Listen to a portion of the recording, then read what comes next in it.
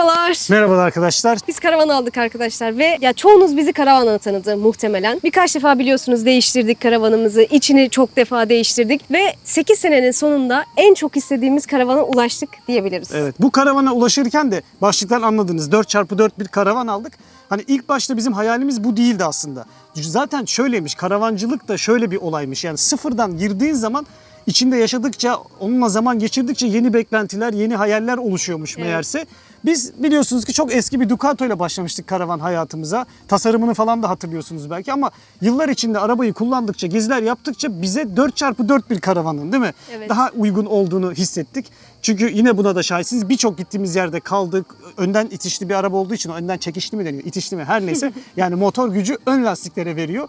Haliyle girdiğin yerlerde kalma ihtimalin arkadan itişli bir arabaya göre daha fazla oluyordu. Ve biz yıllarca bunu yaşamıştık. Ve biz dedik biliyorsunuz yani çok pardon Evet. biliyorsunuz biz böyle dağlara taşlara çıkmayı, sahillere inmeyi çok seviyoruz. Yani bizim Evet. için karavan hayatı demek öncelikle gezmek demek. Hiç ulaşılmayan yerlere ulaşmak demek. Oralarda günlerce kalmak demek. O yüzden bizim için 4x4 bir araç bulmak o kadar heyecan verici bir şey ki şu anda. Ve çok zor bir şey ayrıca. Evet. Şunu söyleyelim, biz karavan hayatımızın yine 3. 4. yılında 4x4 bir arabanın bize gideceğine karar vermiş Evet. ve hayallerimizi süslemeye başlamıştı 4x4 Çok karavanlar. eski takipçilerimiz bunu bilir zaten. Biz Evet. böyle arada bir söylerdik işte 4x4 karavanımız olsa falan diye. Onlar da bize çok fazla söylerlerdi ama araç bulunamıyordu. Araç bulunamıyordu.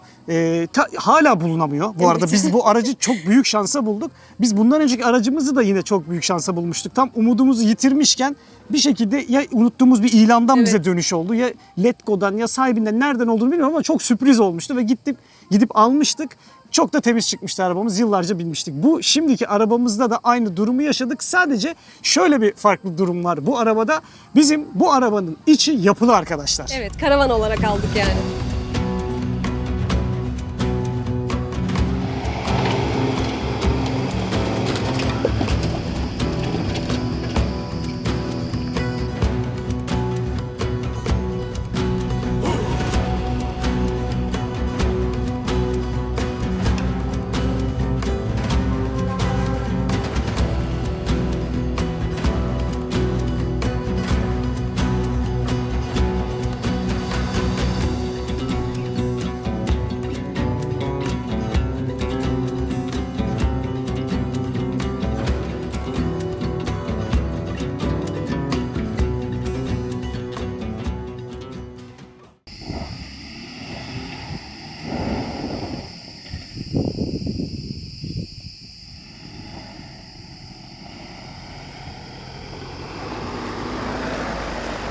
Aracımız Mercedes Sprinter 4x4 arkadaşlar. Birazdan gezeceğiz kendisini. Model 2016 ve kilometresi hazırsanız inanılmaz bir kilometreye sahip. 188 bin kilometrede bulduk bu arabayı. Ama çok bekledik. Evet çok. Yani- Ne zaman sattık biz önceki karavanı? Aralık ayında Aralıkta. sattık. Aradan 8 ay geçti.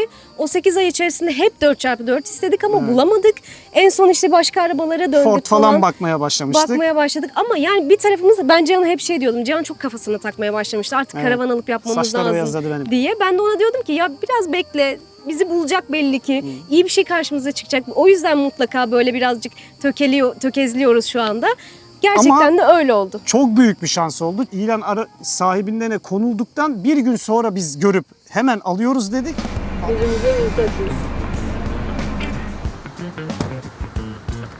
Kilometresi çok düşük. 180 bin diyor. 187 bin. 187 bin. Aldığımda 157 bindi. Dediğim gibi bu araba kullanılmamış. Evet. Sadece anlattığım gibi o maçta kullanılmış o işin başında. Resmi kurum olduğu için Resmi daha kurum çok olduğu yatmış için, diyorsunuz. Bir de bu araba 4x4 olduğu için her yola sokmamışlar bunu. Ha. Yani oraya gelip de hani günlük işlerde kullanmamışlar. Yani şuna bir eve girin diyoruz. Hı. Ben şey yapalım, biz soğukluğumuz içerisinde, tamam mı? Peki olur. Nasıl derseniz ama burada kaldı bakamadık karavana. Tamam geleceğiz karavan. Siz ilanı koyduğunuz 20 aynı gün mü aradım ben sizi? Şansa ben tabii ki fukara Ducato 4x4 falan aradım. Buna ihtimal vermiyorum Mercedes bulabileceğimize. Aynı gün şansa denk geldi ve aradık. Metin Bey de bizi izleyici çıktı. Sağ olsun bizi izliyormuş. Dedi ki gelin dedi görüşelim bakın dedi. Geldik indik İzmir'e şu anda canlı canlı hep beraber yaşıyoruz. Neler yaşayacağız.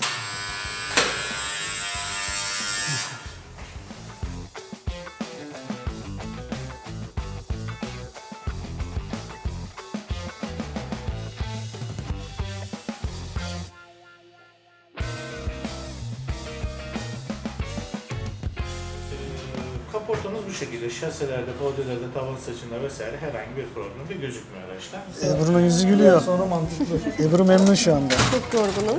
Yorgun ve memnun. Öncelikle gece hiç uyumadık. O yüzden Sen dün rengimin, kaçta kalktın? rengim değişmiş olabilir. Ne demek o? Dün kaçta kalktın söyle bakayım. Ne bileyim. Dürüst ol. Bilmiyorum. 10. 10'dur. Ben kaçta kalktım? Sen otobüste uyudun ama Cihan. Nasıl uyudun? Sen kafanı koyduğun anda uyuyorsun. Ben 6 saat boyunca böyle yolu izledim. Biraz Hatta uykusuz. böyle küçük bir neredeyse kaza geçiriyorduk. Öyle bir uyandı ki Cihan'a sakin ol, sakin ol Nasıl demek çektim zorunda seni? kaldım. Hemen kazada Evet, otobüs hemen devrilecek beni sandım tuttum camdan gözü dışarı kapalı uçmasın beni diye. tutuyor. İşte biz öyle tilki uykusu yavrum. Teşekkür ediyoruz. Bizi 4x4 sahibi yaptık. Ne demek? Her şeye layıksın. Sağ olasınız. Ben de karavanımız güzel insanlara gittiği için çok memnunum. Çok teşekkür ederiz. Çok sağ olun. Bu arabayı almadan önce, bulmadan önce ben açıkçası kendi adıma çok fazla Alkovenli, semi entegre gibi araçlar istiyordum. Çünkü hep biliyorsunuz küçük karavanlarda seyahat ettik. Birazcık da büyütelim artık diye düşünüyordum. Ama bizim bütün takipçilerimiz, ben ne zamanki bu fikrimi paylaştım, size bu araç gitmez, her yere girmez. Beni saymıyor bu arada. Önce ben Evet. diyordum sana bize gitmez. Cihan her zaman söylüyordu. Benden daha önemlisiniz. Sevdiğinizi bilin arkadaşlar. Ama Cihan çünkü hep minibüs işte 4x4 istiyordu. Ben de Sen dedim ki benim sana inat olarak onu istemediğimi düşünüyordun değil mi? Hayır, biz her İtiraf et. zamanki gibi- 10 yıldır burada her şeyimizi itiraf ettik. sana inat olarak değil. Bana Senin kendine farklı- inat yaptığımı zannediyor her şeyi. Hayır. Senin farklı bir isteğin vardı, benim farklı bir isteğim vardı. Ama Öyle bütün olsun. takipçilerimiz, özellikle Alkovenli ve semi entegre araç kullanan takipçilerimiz bize dediler ki size bu araç gitmez. Hani Yani. biz her yere giremiyoruz. Yani siz markete bile arabayla gidiyorsunuz. Olacak iş değil dediler. Ondan gerçekten caydım ben. Zaten benim Alkovenli ya da semi entegre istememin tek bir nedeni vardı. Yatakla koltuk olayının ayrı yerlerde Evet, olması. daha geniş bir iş hacime sahip olsun, yaşam alanı daha iyi olsun. Evet, çünkü biz normalde Evde yatakta... olmayıp ev gibi yaşayayım, ev gibi hissedeyim kafaları yani onlar O da. değil aslında. Orada yanılıyorsun. Değil, Ben değil. öyle kafada biri değilim. Benim için her zaman ama her zaman öncelik gezmek. Bir sahile inip o karavanın kapısını denize açamayacaksan evde zaten 1+1 evimizde de mis gibi yaşayabiliriz. Bitti, o O kadar. yüzden önceliğimiz her zaman gezmek. Ama böyle ara sıra yatakla oturma alanının ayrı yerlerde olmasını istiyordum. Çünkü Evet. birimiz daha erken kalkıyoruz. Öbürünü de kaldırmak zorunda kalıyoruz falan. Böyle şeyleri yaşamak istemiyordum bu karavanda. Yaşamayacağız gibi görünüyor şimdilik. Evet, o fikri bir tarafa bıraktık ve sonunda hayal ettiğimiz 4x4'ü bulduk. Evet. Ve bu bir van, bir minibüs yani. Şimdi bakalım, görelim, içini gösterelim size. Tasarım bize ait değil dediğiniz Değil. gibi. Hayalimizdeki tasarım da değil. Ama biz bu arabayı bir süre böyle kullanıp içindeki bazı hayati şeyler var. Onları değiştirdikten sonra asıl istediğimiz tasarımı bir şekilde tam kafamızda yerleştikten sonra bir yerlerde bu hayal gerçeğe çevirebileceğini düşündüğümüz bir firmayla gidip arabayı sıfırdan baştan yapacağız. Ama öncelikle bir süre bizi bu haliyle izleyeceksiniz.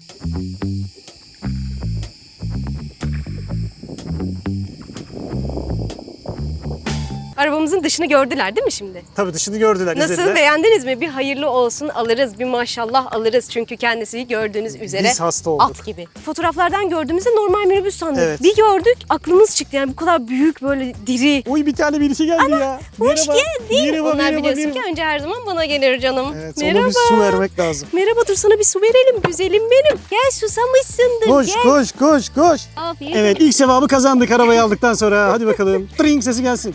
Uy, Ay, rica ederim, rica ederim. Bana da teşekkür et. Bana da, Rica canım benim. ederim. Biraz kokuyorsun gibi ama olsun ya. Dur, tamam dur. Pantolon yeni ya. Hayır, kokmuyor ya. Bakayım. Orada kalsın, Yok, gitsin kokmuyor. onu arada. Tamam, takıl sen. Kaç gece yattınız bu arabada efendim? Bir Önce- gece yattık. Bir gece yattık. Öncelikle arabamızı beğendiniz, bir beğeni alıyor muyuz? Evet, lütfen arabamıza bir beğeni alalım. Şimdiye kadarki görüntülerden. Bir hayırlı olsun alalım, bir de yardım alalım. Bir de çiğ köfte alalım. Heh, İçeri girince evet. sizden yardım isteyeceğiz. Evet, bu videonun zaten ana fikirlerinden bir tanesi sizden isteyeceğimiz yardım olacak. Nedir? Ne gibi bir yardım istiyoruz? İçeri girince gösterelim mi? Hadi girelim, Hadi gösterelim. girelim. Öncelikle evet, bir kapıcı bir arkadaş arıyoruz. Bu kapıyı tamir edecek bizim için. Çünkü Evet. kapıyı 8-10 defa basınca açılıyor. Bazı aksaklıklar var arabada ama hepsini düzelteceğiz. Lütfen girmeden önce şuraya da bakalım. Böyle bir şeyimiz de var. Bunlar bize arada çok fazla be bu. Arabamızın 4x4 olduğunu söylemiş miydik? 4x4'ü belirtelim. Evet, giriyoruz. Hoş geldiniz.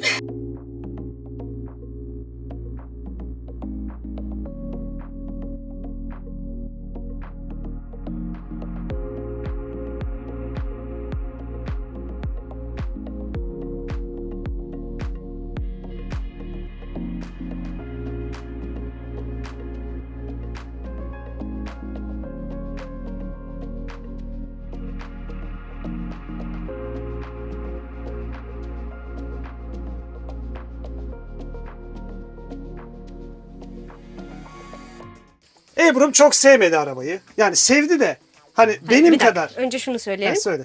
Arabayı çok sevdim. Arabayı çok sevdim. Çok güzel çünkü. Araba muhteşem. Yani herhalde ömrümüzün sonuna kadar bu arabayla gideceğiz. Çünkü araba yok. 4x4 yok başka. 4x4 başka yok. Çok özel bir araba olduğu için yani çok sevdim arabayı. Ama karavanın içi olarak baktığımızda İçi olarak baktığımızda bizim düşündüğümüzün tersine bir tasarım gibi geldi. Evet, evet. Ama bir gün kaldık arkadaşlar. Bir şey oldu, bir ısındım da. Evet. Yani emin olamıyorum. Şimdi değiştirmek istediğim birkaç yer var. Önce onları bir göstermek istiyorum size. Sonrasında beraber karar verelim. Yani siz ne görüyorsunuz? Nasıl olmalı? Bizim biliyorsunuz banyo, tuvalet kısmı genelde şurada oluyordu. Yani belki öyle bir değişiklikler yapabiliriz ilerleyen zamanlarda. Göreceğiz, bakacağız. Şimdi gösterelim mi? O zaman- Bu arada biz de hiç gezmedik yani karavanın içini. Hani buraları falan kapakları açmadık, temizliği daha yapılmadı. Hiçbir şey yok. Böyle sizinle beraber göreceğiz. Bak bizim eski araba buradan buraya toplamda 1.75'ti. Bu şu anda 1.60. Ama şuradan şuraya Ha, ölçtüğümüz biraz zaman... daha dar bu. Tabii bu araba daha dar. Ve biz bunu ilk defa ölçüyoruz gerçekten. Hani hep de bir soru işaretiydi Git, kafamızda. Git bitmiyor. Uzat. 4.50. Bizim eski Ducato şoförün sırtından arkaya 3.30'du. Bu 4.50. Yani 1 metre 20 santim ne ediyor? Daha uzun. Bunun şu anda uzunluğumuz. Yani bizim eski arabadan şu kadar daha uzun Ebru. Aha bu kadar. Of, bir yatak kadar neredeyse. Hayvan gibi benim kadar ya. Ben şöylemesine yatsam bir rahat daha yatarım bu arabada. Bu kadar daha uzun, bu kadar daha dar olarak hesaplayabilirsiniz bu arabayı. Şimdi yıllarca izleyeceksiniz bu arabayı bizimle inşallah. Evet. O anlamda bir kafanızda otursun diye. Tanıtıma başlayalım. Nereyi nasıl tanıtacağız? Sen başla. Ver ben seni çekeyim sen anlat. Şimdi mutfağımızdan başlayalım arkadaşlar. Açık konuşmak gerekirse mutfak bana birazcık küçük geldi Cihan. Niye bana bakıyorsun küçük geldi derken? Çünkü sen bir şaşırdı böyle oldu. Kameraya bakıyordu. Ne oldu? Ya ben Oldu. Ha, nerede beğenmeyeceğin şeyleri nerede su yüzüne çıkaracaksın onu merak ediyorum. Başladı şu anda bak. Tırın diye Başladı. bir yazdım. Çünkü Ebru'nun neden? beğenmediği şeyler. Neden biliyor musun? Evet. Bizim önceki karavanımız bundan 50 santim mi kaç santim daha küçüktü dedin? Eni 15 santim Tamam. daha genişti. Boyu? Arabanın boyu da 1.20 daha Ha 1.20. küçüktü. Bizim eski araba bundan 1.20 daha küçüktü uzunluğu. Daha 1.20'ymiş. kısaydı. Ben 50 santim 50 santim 50 karıştı. değil. 1 metre 20 santim daha kısaydı eski arabamız bundan. Yani bizde o araba daha küçük olmasına rağmen şuna varmaya çalışıyorum. Evet. 2 tane mutfak vardı ya. Evet. Şimdi buradaki bir tane mutfak bana yetmeyebilir çünkü oradaki bile yetmiyordu. Hemen yine de şöyle göstermek Sonuçta istedim. YouTube'un en güzel yemeklerini değil mi yapıp insanların ve kocasının önüne sunan kendisi kamp dünyasında bir afrodizyak etkisi yaratan değil mi efendim? Evet alalım devam edelim. Evet mutfağımız öncelikle renklerden başlamak istiyorum. Oradan Renkler başlamasaydın. He. birazcık karanlık. Şimdi 2. Bak beğenmediği şeyi 2 yaptım. Evet devam. Ama yine de çok yumuşak söylüyorum farkındaysan. Evet çünkü sevdiğin arabayı. Kabul et ve ısınacağını düşünüyorum. Bana da öyle geliyor. Çünkü şöyle bir şey de oldu. Arkadaşlarımız geldi. Onlar gördü böyle yaptı. Ama ne kadar güzel karavan falan dediler. Ben orada birazcık kendi içimde çeliştim açıkçası. Çünkü sabit fikirli olduğumu düşündüm. Evet bu arada ben sana bir şey daha söyleyeyim. Evet. Benim de bir arkadaş söyledi. Şu gördüğün bütün bu tahta ahşap işler var ya burada Hı hı. bütün bu ahşaplar bunların hepsinin üstü özel bir malzemeyle kaplanabiliyormuş. Yani bunu istediğin renge çevirebiliyorsun aslında. Ya öyle de olabilir. Bir süre sonra değiştirebiliriz. Yani. Bu şekilde de takılabiliriz. O konuda dediğimiz gibi kararsızız ve sizin de yardımınıza ihtiyacımız var. Her Şu anda neyse. senin beğenmediğin 2 oldu. Mutfağı tanıtıyorsun. Evet. Tamam Anladım. tanıtıyorum. Detayları alalım canım. Mutfağımız şöyle yuvarlak geliyor. Muhtemelen böyle köşeler falan bir yerlere vurulmasın diye. Evet. Ben de buralara az Mantıklı. kafalarımı falan vurmadım bu arada. Buralarda da böyle içeri bir göçüklük falan var. Değişik bir tasarım. Evet. Hemen şöyle ocağını da göstereyim. Şu şekilde ikili hem lavabosu hem ocağı var. Ocak özel neymiş? Tedford markalı. Biz daha önceden böyle markalı şeyler kullanmıyorduk. No name. Evet. Mesela sanayide hurdacıdan bulduğumuz kendi tencereyi delip falan buraya lavabo yapmışlığımız. Gerçi en son seramik kullanmıştık ama Evet. işte son durumda da bu olduk. Tedford'cu olduk galiba. Böyle markalı bir şey var içerisinde. Evet içeride çok fazla markalı şey var bu arada. Evet. Bizim arabayı satın aldığımız Metin abicimiz çok Yani hassas bazı Hassas. konularda hassas ve hani arabasını İyisini yaptırmak iyisini istemiş yaptırmış. yani. Evet. Her Yolda şeyin iyisini yolda almış. kalmak istememiş. Evet. Ama gel gör ki biz arabayı aldık birçok şey çalışmıyor şu anda. Ben onun hepsini kendisine söylüyorum. Araba yatıyor çünkü. Evet, Araba uzun yıllardır zamandır yatıyormuş. O yüzden su tesisatı patlak, bazı buzdolabı çalışmıyor falan onları konuşuyoruz. He. Bir şeyler var işte. Yani Evet. ocağımız, lavabomuz bu şekilde. Evet. Bir denemek lazım bana çünkü şu anda küçük geliyor. Lavabosu mesela küçük geliyor. Hani Bir burada canlandırma bir yap. Bir canlandırma yap. şeyler Kocan makarnaydı mesela. mesela Yıkıyorsun. tencere yıkamak. Bu nasıl hem mesela bak şekilli şukullu şeyler. Tabii karavan hikayeleri. Evet. Bunu açayım mı? Açmayayım. Aç çalışmaz zaten su patlak. Aşağıdan Açmayayım bütün o zaman. araba su basıyor. Yani burada böyle bir şeyler yıkamak zor gibi geliyor bana şu anda ama zamanla göreceğiz bakalım. Yemek yaparken mesela yemek yapıyorsun diyelim. Yemek yapıyorum. Yemek Tencereye yapmada koydun. sorun yok. Bence çok Hatta- şık be. Evet şık. Yani şunu biraz daha büyük yapsalarmış Evet. gerçekten 10 numara olmuş. Ben bunu keser yaparım. Bulaşığı sen yıkayacaksın. Ben Hiç boynu sorun bozarım. yok. Alırsın bir bulaşık makinesini alırsın. sen Şöyle ya, bir arabayı aldın. artısı var. Bu içeride olduğu için burada yemek döküldüğünde de burada kalıyor.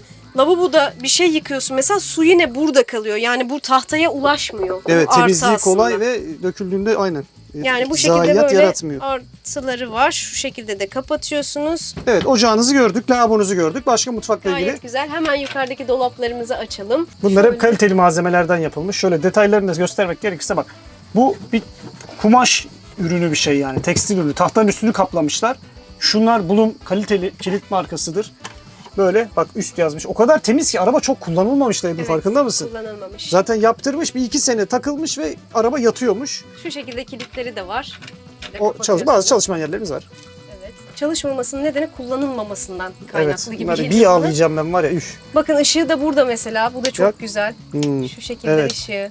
Yani Bizim- ayrı ayrı yerlere gitmeniz Evet. gerekmiyor. Mesela yatak odasını yakacaksınız ya da ışığını söndüreceksiniz. Buraya gelip kapatmanız gerekmiyor. Yok, Bizim orada öyleydi tuşu. çünkü. Tabii. Tuşu orada o çok yani. büyük Yatarken bir hemen kapatabiliyorsun. yani kolaylık sağlıyor. Evet. Aynen. Burada var yine bir sürü çekmecemiz şu şekilde. Buranın böyle oval olması herhalde şurası biraz dar olduğu için değil mi? Evet, evet. Hani burayı böyle daraltmamışlar da her alanı değerlendirmek istemişler. Evet. Burada böyle bir alanımız var.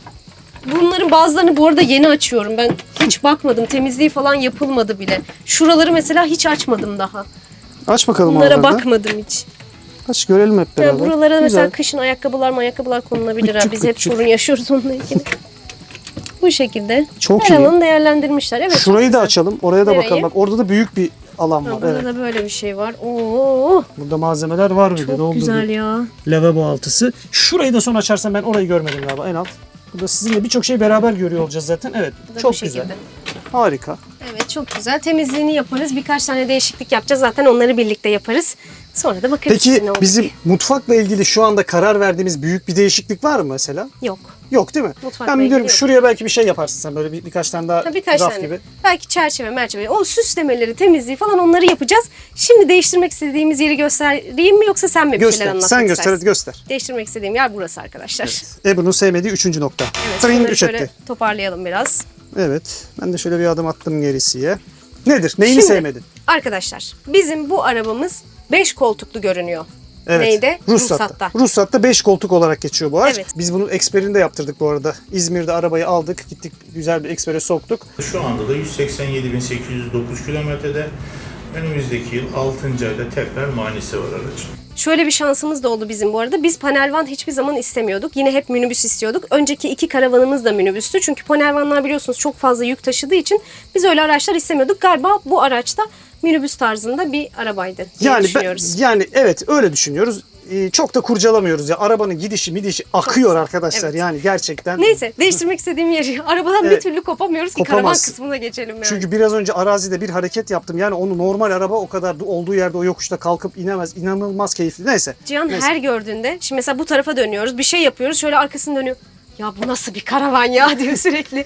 Bir türlü gözümüz alışmadı yani her gördüğümüzde aşk yaşıyoruz. Her neyse değiştirmek istediğimiz yeri söyleyeyim. Evet, lütfen. İstediğim yeri diyeyim. Benim için hiç fark etmez. Şimdi burada böyle koltuklar var ya ben bu koltukları birazcık kaba buluyorum. Bilmiyorum böyle bir şey geliyor yani çok kalıp gibi geliyor bu Evet. bana. İşte bunun sebebini ben sana söyleyeyim. Bu ruhsatta 5 koltuk geçiyor ya. Evet. Sen buraya tasarım bir divan bir koltuk şekli koyduğun zaman o 5 koltuk olarak geçmiyor. Çünkü Evet. orijinalliği bozuyor. Bak bu emniyet kemeri olan gayet güvenli. İşte bir takım testlerden de geçmiştir muhtemelen diyeceğim ama pek testten de geçmiş gibi durmuyor. Altında ahşap şey var. Ama her neyse bir şekilde 5 koltuk olarak geçiyor bu araba. Burada mesela 5 kişi taşıyabiliyoruz biz arkadaşlar. Önceki karavanımız 2+1'di. Biz 3 kişi binebiliyorduk. Evet. Burada mesela normalde buraya biri oturup seyahat edebiliyor. 2 kişi oraya, bir kişi Bir buraya. kişi buraya, Birer kişi de böyle 5 kişi. Evet. O da bir artı aslında. Ama ben bunu bir değiştirmek istiyorum yine de. Şöyle bir şey yapabiliriz. Bunlar yine kalır. Şunlar çıkıyor. Evet. Bunları çıkarız. Bunu da çıkarız. Masayı kaldırırız. Buraya belki böyle bir U yaparız. Evet. Masayı da buna monteleriz. Bir şekilde yapılabilir. Hani Yapılabilir. burada bir değişiklik istiyorum. Yapacağız Bunlar aşkım, bana birazcık yapacağız. kaba geliyor çünkü. Yapacağız ya. Hepsini yapacağız. Önce bir arabaya bir alışalım. Bu şekilde biraz kullanalım. Yapacağımız değişikliklerin başında gelen şeylerden bir tanesi bu. Koltuk sistemi. Ha bir de şunu da söyleyelim. Biz aslında bizim hayalimizde pop-up karavan yapmak vardı. Onu da söyleyelim değil mi? Vardı. Biraz Ben detayları çok sen ver. istiyordum. Çok istiyordum pop-up karavan. Yani olur mu? Buna çok yakışacağını da düşünüyorum. Çünkü 4x4 karavan hani pop-up üstüne falan yani çok canım istiyor da bilmiyorum ne olur. Yani bu araca ne kadar alışacağız ona bağlı. Ne kadar bize haz verecek. Bakarsın hemen yaparız. Çünkü kullanırız. Eğer içimize sinmezse yaparız. Ya da çok içimize siner. Bineriz 2 sene ondan sonra yaparız ama bizim asıl hedefimiz üstü yatak olan yani yatağımız arabanın üstünde olan modellerden pop-up tavanlı bir karavan yapmaktı ki ikimiz aynı anda uyanmıyoruz. Birimiz daha erken uyanıyoruz. O kim oluyor? Acaba şu kardeşiniz oluyor. Bir diğerimiz de uyumaya devam ederken bunun çalışması gerektiğini o şeyi sağlayamıyorduk denklemi. Ve biz hiçbir zaman ortak noktada buluşamayız arkadaşlar. Cihan bir şey ister, siyah ister, ben beyaz isterim. Hep bu böyledir. Evet. Ve ama yani böyle birkaç tane şeyde de anlaştığımızda onu daha da çok ister hale geliyoruz. Evet. Olur mu? Olur yani Yapacağız. ilerleyen Zaman dönemlerde. içinde en büyük değişim karavanın tamamen sökülüp zaten baştan yapılması olacak ama ilk etapta ufak değişiklikler olarak burada Böyle da küçük bunu bir geziye yapacağız. de çıkacağız bu arada. Tabii Yakın ki. zamanda küçük bir geziye de çıkacağız. Orada beraber de görürüz. Üst dolapları da göstereyim. Burayı o zaman salon mu diyoruz buraya? Yani? Burası Şimdi salon. mutfağı bitirdik, salona Evet. geçtik dedik. Evet. Salonu gösterdik. Salon dolapları. Bu arada şunu da göstereyim. Bu böyle sabit. Masamız burada sabit. İniyor bu ya. Nasıl sabit? Sabit derken hani hareket etmiyor. Ya yani. sağa sola gitmiyor aynen. Yukarı Evet, aşağı oynuyor. Yukarı aşağı oynuyor. Buradan bir tane daha yatak da çıkıyormuş. O evet. Şöyle bir Öyle şeyler hikayeler var. oluyormuş ama biz kullanır mıyız? Bilmiyorum. Kullanmayız. Yani bilmiyorum burası 2 Belli kişilik olmaz. yatak oluyor. Ben ilk defa gördüm böyle bir şey. Normalde Evet. böyle koltuk iner, tek kişilik yatak olur ya burada. Burada 2 kişilik yatak oluyor. Aç mesela orayı da. Burayı da Buraya galiba açıyorsun. Şöyle. Burası sana 2 yani arkada 2, burada 2. ailecek Metin kalıyorsunuz. abim yatmayı seviyormuş. Güzel planlarla yaptırmış arabasını. Çok da güzel yaptırmış. Şöyle ittirelim. Onun dışında salon bölümünde söyleyeceğimiz camı göster istiyorsan. Aa camımız. Yine burası böyle kumaş. Şu şekilde. Camımız işte kapanıyor. Kapatmayayım şimdi çok sıcak. Sinekliklerimiz var. Burada sineklik Gölgelik, var. sineklik. Burada da böyle içi göstermeyen o perdeden güzel. var. Şu şekilde. Yani Çok bizim için güzel. bunlar hep hayal ürünleri ya. Bizde hiç yoktu Evet, böyle şeyler. evet, Biz çok hiç basit böyle şeyler. şeyler yoktu. Çat çut ev tipi yapıştır geç. Biliyorsunuz zaten bizim önceki karavanları. Üst dolapları göstereyim. Yine bu şekilde. Gayet geniş. Depolama alanı çok fazla. Biz bunu da çok yaşamadık. Evet Bununla depolama ilgili hep sıkıntıydı bizde. Doğru. Sorunlar yaşadık. Yine ışığı burada. Şu şekilde. Böyle. Kapatıyorum bunları da. Şu kilitler çok güzelmiş. Biz hep böyle ip falan geçiriyorduk. İnsan bunlara alışınca bence bir daha bunlardan vazgeçemez Evet. ya. Böyle bir konfora alıştıktan Neyse ki sonra. sıfırdan geliyoruz. Evet. En dipten gerçekten geliyoruz. sıfırdan geliyoruz. Dibinden geliyoruz. Hepsini gördük biliyoruz. O zaman hadi biraz sen anlat. Burada anlatacak bak fişler var onları anlatayım mı? Anlat. Burada bak, burayı da kaçırdın. Onu da söyleyelim dur. Burada bak mutfakta çok güzel USB'ler buraya konulmuş. Buradan USB bağlantını alıyorsun. Çok şık çalışmalar bu arada bunlar. Bu arada bu karavanı bir firmaya yaptırmış Metin abi. O firma kapanmış. Yurt dışına üretim yapan bir firmaymış. O yüzden tasarım biraz Avrupa tasarımı. Bak burada fişlerimiz güzel kaliteli. Turuma'nın yine şeyi var burada. Boiler diye geçiyor galiba. Anlatırız birazdan. Onu da sırası gelince. Ha sen anlatmadın. Mutfakta Ben sıcak suyu anlatmadım. nasıl Sıcak alıyorsunuz? suyumuz bile varmış. Ben bunlara alışık değilim abi. Kombi var. Kombi var arkadaşlar arabada. Birazdan gösteririz. Turuma'nın hem hava ısıtıcı hem de su ısıtıcı gazlı tüplü sistemi varmış burada. O da biraz bozuk gibi bakım istiyor. Hepsini yapacağız. Hepsine bakacağız. Bu arada Onun dışında arabamızın 4x4 olduğunu söylemiş miydim? 4x4'ü söylememiştik galiba.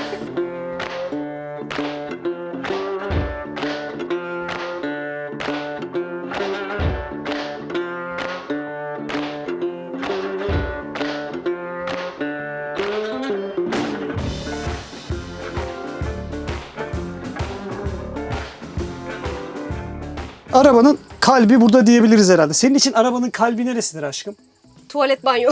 Tuvalet, banyo. Oraya da geleceğiz. Orada da yapılacak değişiklikler var. Benim için arabanın kalbi oturma grubu galiba ya. Evet. Emin olamadım. Rahatına düşkünsün. Bu arada seni orada gördüğüm zaman buraya gerçekten bir L Değil veya mi? böyle bir divan şekli bir oturma grubu yaparsak Jillop 10 numara olacak, yapacağız ama. Şimdi burada arabanın elektrik olayları, elektrik malzemeleri var arkadaşlar. Bunlar arabadaki hayati şeyler ve imkanınız varsa bence siz de eğer bizimki gibi böyle yapılı bir karavan alırsanız bir gün mutlaka bu hayati şeyleri olabildiğince bir elden geçirtip, hatta imkanınız varsa onları değiştirip o şekilde kullanın. Elektrik ve özellikle gazlı ısıtıcılar veya mazotlu bu işte kabin ısıtıcılarımız var ya, onlar çok önemli aletler. O kabin ısıtıcısı, örnek veriyorum, eğer dışarı çıkarması gereken zehirli gazı arabanın içine verirse Allah korusun çok büyük sıkıntı çıkabilir. Veya burada kablolarda oluşan bir elektrik kaçağı, ne bileyim aşırı ısınma sonucu oluşabilecek bir takım durumlar size burada arabada gerçekten can sıkıcı şeyler yaratabilir. O yüzden imkanınız olursa bütün bunları bir elden mutlaka geçirin. Şimdi biz burada bunların hepsini sökeceğiz buradan uygun bir zamanda. Bu arada arabada 250 amper lityum akü varmış. Türkiye'ye ilk gelen lityum akülerden olduğunu söyledi aracı aldığımız Metin abi. Ama bunu biz değiştireceğiz çünkü ne olursa olsun kullanılmış cihazlar ve bizim için çok hayati önem taşıyan şeyler ve biz elektriği yüklüce kullanıyoruz biliyorsunuz. Arabada çalışmalarımız oluyor, montajlar, laptoplar, onlar bunlar. Bir de biliyorsunuz ki Cihan'cığım tadilat adamdır. Tadilat adamlıktan ziyade bir de şöyle bir şey var. Şimdi artık enerji fiyatları inanılmaz yükseldi bebeğim. Mazot vesaire. Şimdi arabada ısınmak için biz daha önceden kabin ısıtıcı kullanıyorduk biliyorsun. Şimdi bu arabada da tüp var. Yani gazla ısınacağız. İkisi de çok pahalı artık. O yüzden ben şöyle düşünüyorum. Güçlü bir elektrik sistemi takalım. Yukarısı birazdan çıkarız, panelleri görürüz beraber. Daha doğru düzgün bakmadım. Yukarıya olduğu gibi panel döşeriz. Ve çok güçlü akü gruplarıyla arabayı tamamen kendini ısıtabilecek, elektriği sağlayacak bir araba şeklinde bence toparlayalım. Yani klimayla ısınalım. Bu araba var ya cillop gibi bir şey olacak. Yani böyle zamanla. hiçbir yere muhtaç olmadan sadece kendi şartlarıyla kendi kendini şöyle bir ay falan götürebilsin. Su deposuyla, elektriğiyle, enerjisiyle diye düşünüyorum. Amacım Peki sana o. şimdi bir soru. Sor. Bu araçta dünyayı geziyor muyuz? Ben varım. Ben Söyle. çoktan varım. Bu cümleyi kur o zaman. Bu araçla dünyayı geziyoruz. Evet. Hatta hani daha önceden pek düşünmediğim Avrupa seyahatini bile bu arabayla şu anda yapabiliriz. Yapalım diye mi, acaba yapsak mı diye düşünüyorum. Tabii önce Çin'e doğru gittikten sonra. Burada da yine elektriksel bazı durumlar var. Onu da gösterelim, gel. Şimdi bunun altında, şunun altında invertör var. Çok da düzenliymiş ya. Çok düzenli bizimkilere göre. Bunun altında 2000'lik bir invertör var. İnvertör. Şu arabanın sigortası, anladığım 80 amperlik bir sigorta var. Şunu anlamadım. Bilen 12 voltçu arkadaşlar varsa, karavan elektriğinden anlayan, yorumlarda yazarsa, ben bunun ne olduğunu anlamadım. Çok derli toplu durduğu için bu bölümü hiç bozmayabilirim. Direkt aküler ve o şeyi değiştireceğim. MPPT tarafını. Şimdi ben şu aletin ne olduğunu anlayamadım arkadaşlar. Bu üzerinde işte hidrofor, yedek, VC, USB. Bu muhtemelen şu arabanın etrafındaki lambalar, dedik ki hepsi ayrı yanıyor. Şu lamba kendi buradan yanıyor. Yatak odasının lambası oradan yanıyor. Onlar buraya geliyor sanırım, bu panoya. Buradan bir daha bir şey oluyor. Bunun ne olduğunu pek anlayamadım. Bilenler yazarsa çok mutlu olurum. Burada yine bir pano var, sigorta panosu. Bu da bütün arabanın sigortası diye düşünüyorum. Ama mesela burada da ayrıca bir 80 amperlik bir sigorta var. Bunu 12 voltu iyi bilen bir arkadaşın yanına gidip çözeceğiz. Bu beni aşıyor biraz, bilmiyorum. Ama Senin bilmediğin şey var mı ya? ya ben daha önce hep kara düzen biliyorsun bizi.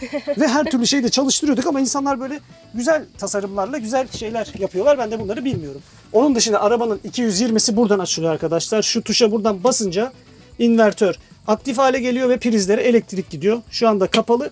Biz invertör nasıl çalışıyor diye sorduk Metin abiye arabayı aldıktan sonra, bize diyor ki kullanmayın diyor, eskir o diyor, şey yapar diyor. Yani adam onu bile kullanmamış Çok eskimesin titiz, diye. evet. Dışarıdan 220 bulduğu zaman kullanmış ama kendi invertörünü ve aküsünü 220'ye maruz bırakıp yormamış yani. Öyle bir Neredeyse abimiz. sıfır karavan aldık diyebiliriz Evet, yani. evet. Ne anlatayım şimdi? Devam edebiliriz ileri doğru. İleri doğru Maşallah devam git edelim. git bitmiyor. Buradayım. Girdim banyoya. Hadi bakalım. Banyonun ışığını şöyle yakıyoruz. Oo, banyonun ışığı içeriden mi yanıyor? İçeriden yanıyor. Başka yok. Bu nereye bağlı? Bir yere bağlıdır herhalde. Kendi pilli milli değildir diye düşünüyorum. Göstereyim Banyoda mi? ne var? Gel. Ben şöyle giriyorum banyoya. Hemen metreyi alabilir miyim canım? Bir ölçmek isterim Tabii banyomuzu. efendim. Ölçmeden duramaz. Yok asla. Metrem olmadan asla. Şimdi banyomuz kaçmış? Şöyle bir bakalım. 107'ye 107 neye göre 107 yapmışlar bilmiyorum. 107'ye burası da 60 santim. 107'ye 60 çok güzel. Hoş bir Kamil Koç tuvaleti gibi tadında bir tuvaletimiz var burada. Ondan sonra burada ne var? Bir minik lavabomuz var. Yine sıcak su buraya da bağlıymış. Duşumuzu alabiliyoruz. Güzel bir maceratörlü tuvalet var. Güzel tuvalette nasıl olunuyorsa öyle Maceratörlü olunuyor. tuvalet güzel olur ya. Güzel olur mu? Biz uzun zamandır çünkü çekmeli kasetli kullanıyorduk ama bu arabada bunu değiştirebiliriz diye düşünüyoruz. Emin değiliz. Bakacağız. İlk arabamızda maceratörlü tuvalet kullanmıştık. Hatırlıyor Evet musun? tabii ki. Peki o zaman hemen kampçılara, karavancılara söyle. Maceratörlü tuvalet mi yoksa kasetli tuvalet mi ve neden? Sen Ben ne? Sana sordum. karavancılara soruyorum dedin sanki. Öyle mi dedim? Yok Öyle ben deme. sana soruyorum, sen karavancılara söyle demek istedim. Sıcaktan öyle şey oldum ki. Ha. Ya benim için maceratörlü tuvalet daha iyi. Öyle mi Çünkü diyorsun? kaseti çıkar, dök falan. Kocanı düşündüğün için. Kocamı düşündüğüm için. Ben zaten yapmıyorum bu işleri. Yani ben de nedense şu anda kasetli tuvalete çok alıştım. Bunu çünkü ne yapacaksın? Nereye boşaltacaksın? Bir sürü derdin var. O da değil. Maceratörlü tuvaletin şeyi tut, ne o, Kasetini kasetli tuvaleti al götür. İstediğin yerde bir petrole, bir ne bileyim Evet. dışkı arıtım merkezine bir yere boşalt yani. Bu işi boşaltın bir arabayı bir yerlere götürmen gerekecek. Doğru. Gerek yok. Onu sen Uzun bilirsin. iş. Senin bileceğin iş o. Hidrofor çalışmıyor. Suyu bir açıyorsun, arkadan su patlıyor her taraftan. Yapacağız hepsini. Yine banyomuzda şöyle güzel bir havalandırma var. Böyle çalışıyor kendisi. Bayağı iyi. İleri geri. İstediğinde içeriden dışarı alıyorsun. Mesela ormandasın, güzel bir ıhlamur ağacı, efendim bir nane, kekik ortamı içeri al. Veya buradasın, oturdun. Dışarı ver gibi.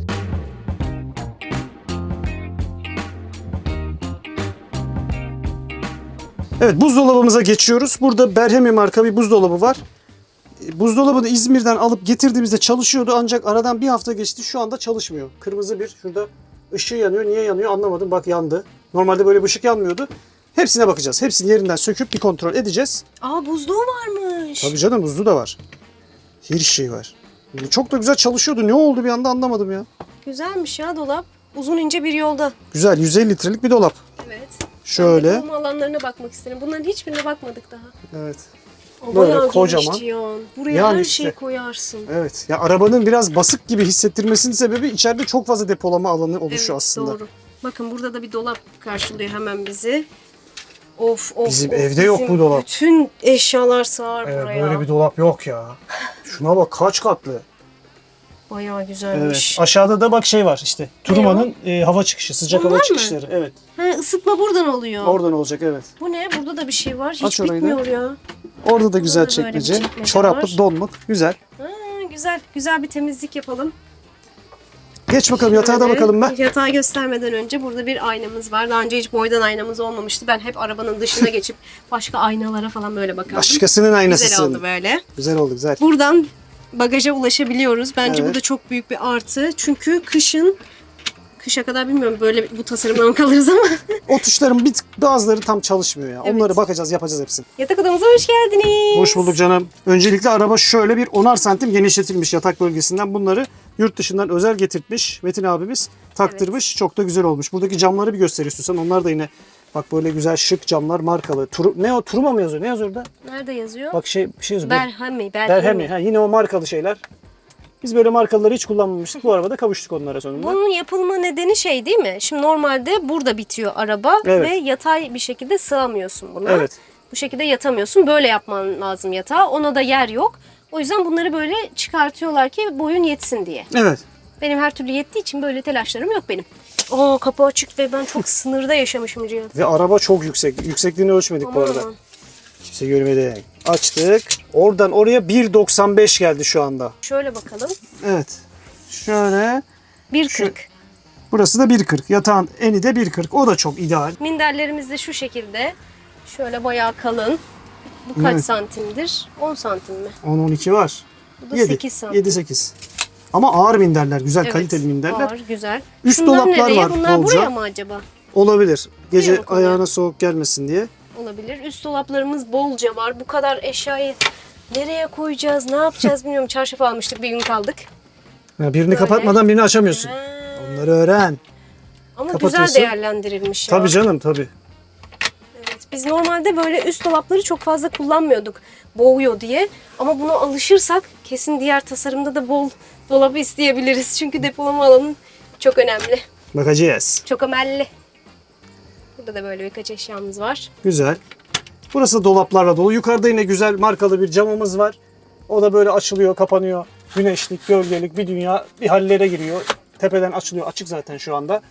Yani güzel ürünlerle donatmışlar Yine burada arabayı. böyle telefonlarımızı falan şarj etmelik. Hemen 220'ler. başucumuzda Bu USB'ler. şekilde şeyler var ve de Oo, onu dın hiç dın görmedim. dın, Onu hiç dırırın. kullanmamıştım ben. Evet, ben de bugün gördüm. Çok iyiymiş. Sıfır kapatıyor mu? Sıfır kapatıyor. Böyle çekiyorsun, aşağıya kadar iniyor. Aa çok iyi ya. Cihan düşünsene, şurada deniz manzarası var.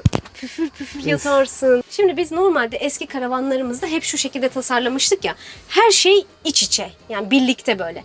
Bunun artısı da bana şöyle geldi. Bu tarafa geçmişken söyleyeyim.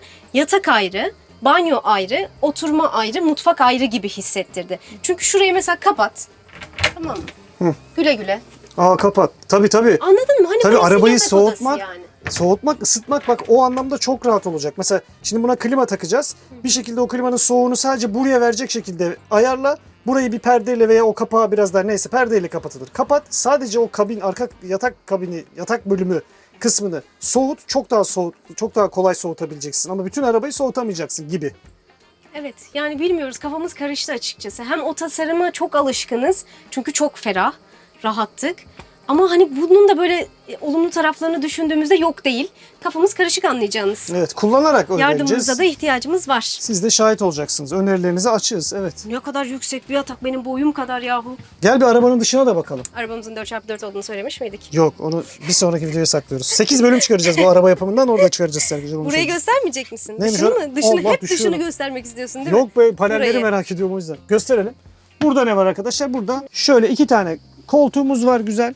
Koltukların bir tanesi dönüyor. Ebru'nun koltuğu dönüyor. Bunu çeviriyorsunuz arkaya doğru, oynuyor. Eski arabadaki koltukla kıyasladığımda bu çok daha rahat. Çünkü bizim eski arabanın sırtı hemen arkadaki banyo duvarına vuruyordu. Güneşin evet. benim şu anda beynime vurduğu gibi. O yüzden çok yatıramıyorduk bunu. Hani şöyle baston yutmuş gibi doğru kullanıyorduk. Cihan, Şimdi bunda evet. rahat. Kamil Koç. Bas git. Devam. Bunun ben bir de şununu çok sevdim. Burası kapalı değil ya, çok geniş duruyor. Evet, üstü orada bir hissi vardı bak. Şuradan kapalıydı araba. Kafanı kaldırdığında mezar gibiydi. Şimdi bunun hangar gibi. Güzel. Açık, yani kokpit bölümü de daha keyifli, daha güzel, keyifli.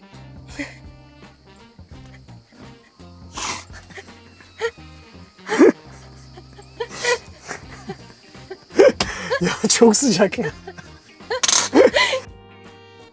Şimdi Metin abi diyor ki kendisi aldıktan sonra bu arabayı bunu taktırmış buraya. Arka görüş kamerası bu. Ancak hiç verimli değil, bayağı şaşı gösteriyor. Yani öyle o derece bulanık gösteriyor. Bunu da değiştirmemiz lazım. İnternetten ben baktığımda bundan önceki arabalarımıza taktırmıştım birkaç tane. Ama hani doğru düzgün kaliteli bir şey nedir onu da bilmiyorum. Eğer bana yorumlarda şu marka, şu model iyidir falan yazarsanız internetten alırım. Burada taktırırım ben onu. Onun dışında arabanın kendi kliması yokmuş ve sonradan klima taktırmış arabaya. Şu anda biraz soğutması noksan. Onu da yaptıracağım. Gidip bir gaz mı bastırılması lazım artık bilmiyorum. Ona bir bakım yaptırılacak. Başka da burada ön tarafta söyleyeceğimiz otomatik camlar, otomatik aç kapa. 4x'ye şöyle geçiyor. Bakın burada tuşu var. En önemli şeyi unutuyorsun Buna yani. bastığınız zaman araba 4x4'e geçiyor. 30 kilometre hızla falan giderken geçireceksen geçir diyorlar veya durdurup geçirmen daha sağlıklı diyorlar. Biz durdururuz büyük ihtimalle. Hani dağda taşta kaldığımız yerler 4x4'e basıp yolumuza devam etme düşüncesindeyiz. Şöyle güzel bir bardaklık anahtar kombini bir şey var burada. Sigara kullanmadığımız için bu tarz şeylerle ilgilenmiyoruz zaten. Size de önermiyoruz. Sigara içenler bugün hemen bırakabilirler. Sigarayı bırakma danışma hattından beni arayabilirsiniz. Duman Otel Cihan Özdemir. Başka ne var? Şöyle bir Havensis'in burada yine kontrol monitörü var. Araba giderken akümüz şarj oluyor arkadaşlar. Bilenler bilir, bu arabanın aküsünden gelen akımı şeyin içine, yaşam akülerine basıyor ve araba giderken güzel güzel elektrik sağlıyorsunuz kendinize. Başka ne var? Burada göstermediğimiz. Şunlar var. Kontrol panosunu buraya kurmuşlar. Burada temiz su seviyemiz gözüküyor. Biz boşalttık çünkü İzmir'de temiz suyu doldurduk. Tuvaleti onu bunu kullanırız dedik ama maalesef hidroforu açtığımız zaman hem arabanın altından su aşağı doğru atıyor kendini hem de arabanın arka tarafında yatağın içinde depodan kaçaklar var. O depodan dışarıya su çıkıyor ve arabayı su basıyordu. O yüzden suyu boşalttık. Burada ne varmış? Gri su tankı monitörü var. Siyah su tankının yine göstergesi var. Burada da sigortalar var. Derli toplu güzel bir şekilde yapmışlar. Belki arabanın elektriğini değiştireceğiz diyoruz ya. Belki buraya o akıllı panolar var. Tık tık falan direkt dokunarak çalıştırdığın, hani böyle tuşlu muşlu değil de tabletten kontrol ettim. Belki ona geçeriz. Arabanın dışına şimdi çıktık ve beraber gezeceğiz.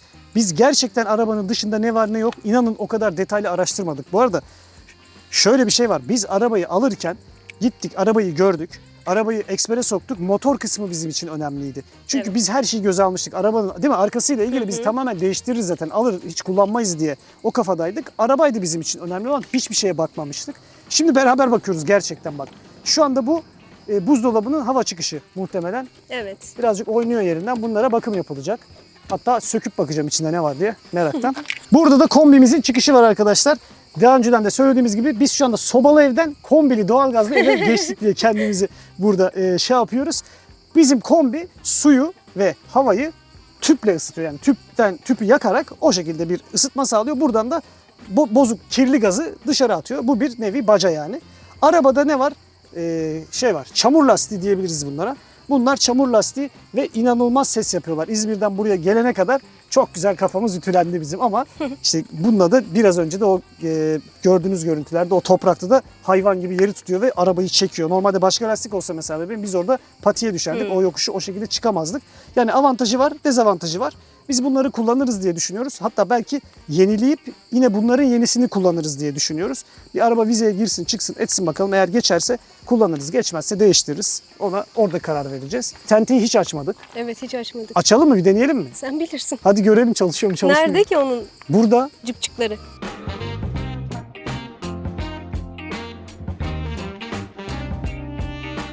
Bizim bir önceki arabamızda tente açıldığı zaman yan tarafta 2 tane yuva olurdu. Bir o tarafta, bir bu tarafta. Ayrıca 2 demir alırdık. O demirlerin birini buraya, birini tenteye takardık ağırlığı taşısın diye. Bu sistemde o yok. Böyle direkt kendi ayakları üstüne açılıyor. Sağlam gibi. Yani hani gibi. Sağlam gibi. Ne kadar sağlam? Bir bak, sen de bir bak. Ben yetişemem ki. Hani buna. şöyle güçlü bir dolu falan yağdığında Sağlam sağlam. sağlam diyorsun. Ebru sağlam diyorsa sağlamdır. Bunu biz Her yine de şeye boş veririm. çok açmadan şöyle belki böyle kullanacağım bunu. Biraz kapalı. Evet.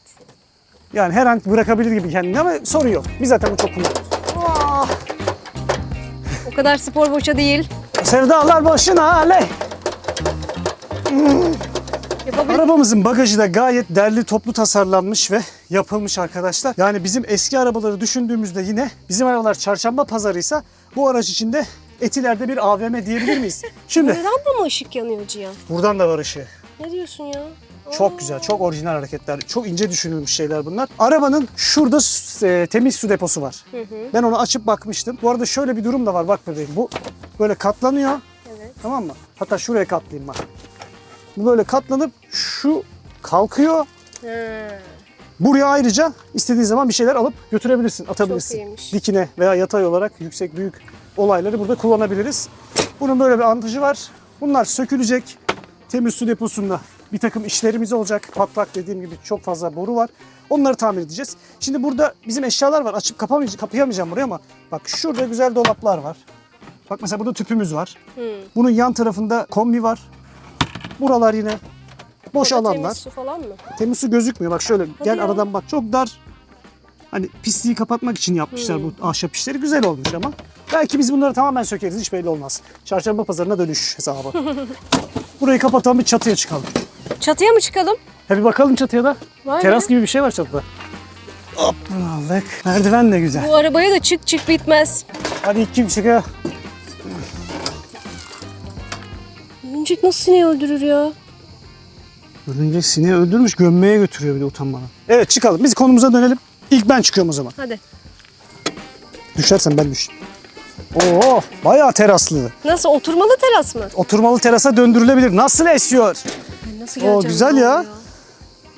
Burada bayağı yer var. Bagaj Bunu yapılabilir alabilecek mi? mi? Uzat aşkım. Nasıl uzatacağım? Aha bu ne? Dur. Ha, açılmıyor. Yetişemiyorsun. Tamam dur alacağım. Tıkka. Bırakma sakın bırakma. Tamam. Ah dizim. Ben buradan inemeyeceğim ya. Gel yaparsın, pil bitiyor. O kadar aşağıdasın ki şu anda. Hadi gel. Arabamızın 4x4 olduğunu söylemiş miydik? Ya.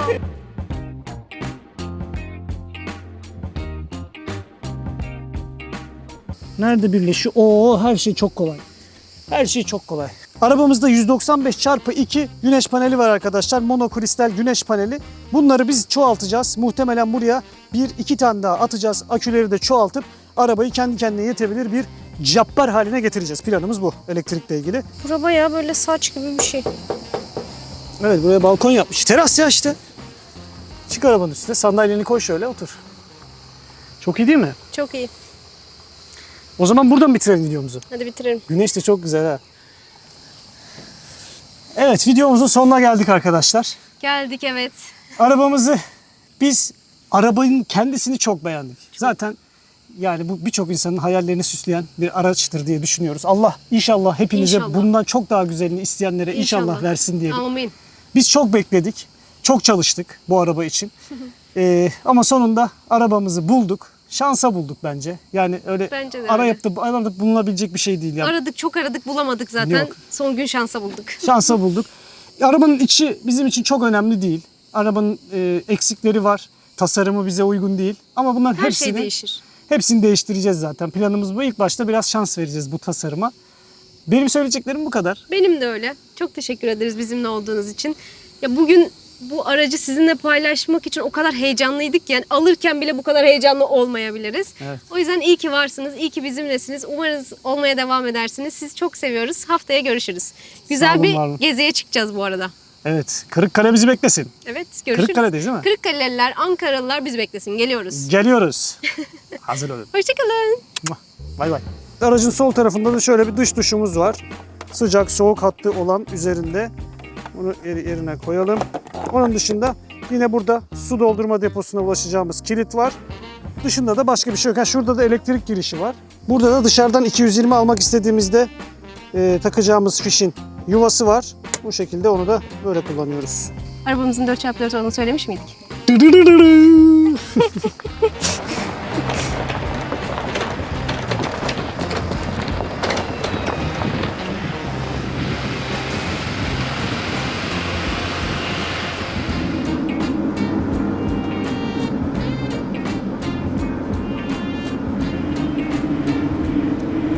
Akıyor, akıyor.